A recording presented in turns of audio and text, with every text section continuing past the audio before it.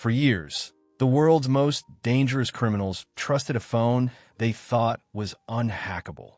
But what if I told you that every message, every photo, every murder order they sent was being read by police in real time? This isn't a leak. This is the greatest trap the underworld ever walked into, willingly. They believed they were invisible, ghosts behind walls of encryption, hidden inside devices crafted to leave no trace. For years, some of the world's most dangerous criminals whispered into modified phones, convinced their messages evaporated into the digital ether. They felt untouchable, protected by a fortress of code and secrecy. But behind a veil, unknown to them, someone was watching every word. Operation Phobetor was the most secret and ambitious police hack in modern history. A global sting that transformed crime's strongest shield into its own downfall. It was deception at a scale no criminal organization could have imagined.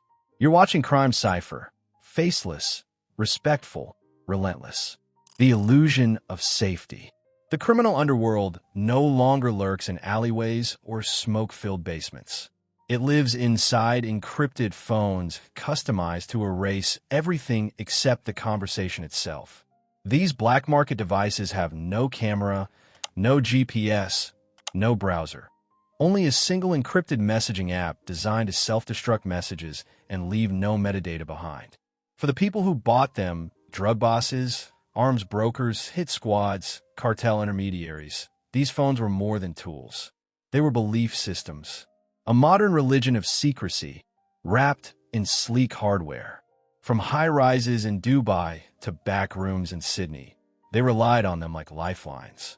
They coordinated killings, shipments, payments, extortion rings, and trafficking routes, never doubting the digital walls around them. They called the devices black mirrors. Law enforcement called them a disaster waiting to be exploited. For criminals, they represented safety. For investigators, they represented the greatest blind spot in modern policing, until someone asked a question no one expected. The birth of Operation Phobetor. By 2019, cybercrime teams across Australia, the US, and Europe realized that breaking existing encrypted systems was nearly impossible. So they flipped the idea on its head. Instead of trying to break into encrypted platforms, they decided to create one. In secret labs, a prototype encrypted device was engineered from scratch, an app disguised as the ultimate criminal communication tool. They named it N0M. It looked legitimate, felt legitimate, and functioned exactly like the real black market devices criminals adored. But there was one difference. Every message sent on N0M was invisibly duplicated and routed to government servers in real time. Every selfie, every drug ledger, every location pin, every murder plot. The operation was named Phobetor, after the Greek god of nightmares, because this device would eventually become the underworld's worst one. Distributed covertly through known criminal channels, N0M spread without any marketing, without any push. Within months, entire criminal networks migrated to it willingly, unknowingly handing law enforcement their global playbook. The digital web. Operation Phobetor quickly became the most expansive digital infiltration in policing history. The system activated across more than 100 countries, infiltrating organizations from street gangs to multinational cartels. The brilliance of the operation was that criminals paid subscription fees to use the police-created service, financing the surveillance system designed to catch them. Many of them even boasted in encrypted forums about how safe the platform was. Behind the scenes, AFP and FBI analysts monitored the flow of information as if watching a living organism. Over 12,000 active devices generated millions of messages discussing drug shipments, cash drops, crypto laundering, weapons deals, and targeted killings. Criminals photographed themselves with stacks of cash and bricks of cocaine, believing they were bragging in a sealed room. They shared spreadsheets with financial routes, crew lists, and logistics. Some even mapped upcoming assassinations through the app, unaware that investigators were silently building case files in real time.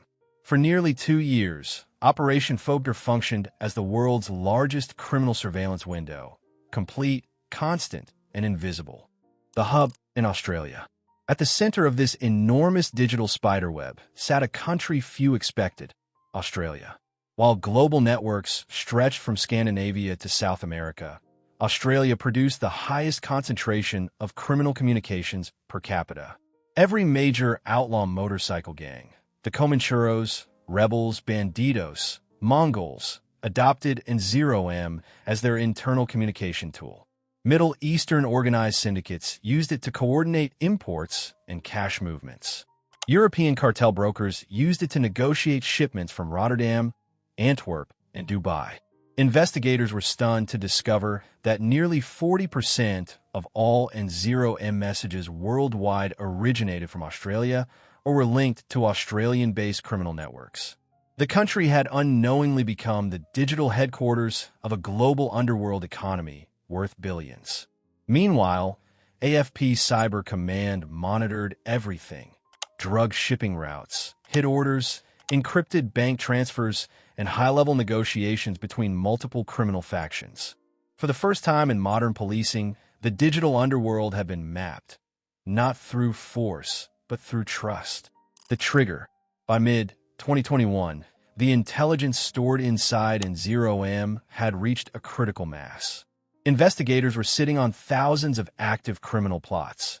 Murders scheduled, shipments en route, cash transfers underway. The volume was too large to continue silently, so they decided to end the operation in one coordinated global strike.